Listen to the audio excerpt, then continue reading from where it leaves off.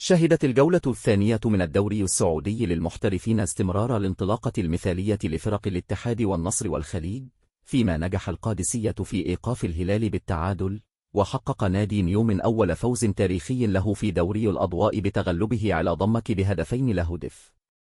عدد من النجوم تركوا بصمتهم الأول، أبرزهم داروين نونيز الذي سجل أول أهدافه مع الهلال، كريستوفر بونسوباه مع القادسية، إنيغو مارتينيز بقميص النصر، لاكازيت قاد نيوم بثنائية تاريخية.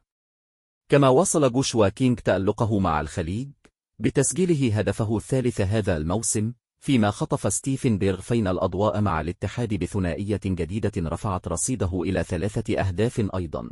الجولة الثانية أكدت أن المنافسة هذا الموسم ستكون مشتعلة منذ البداية، على أن تنطلق الجولة الثالثة يوم 18 سبتمبر الجار.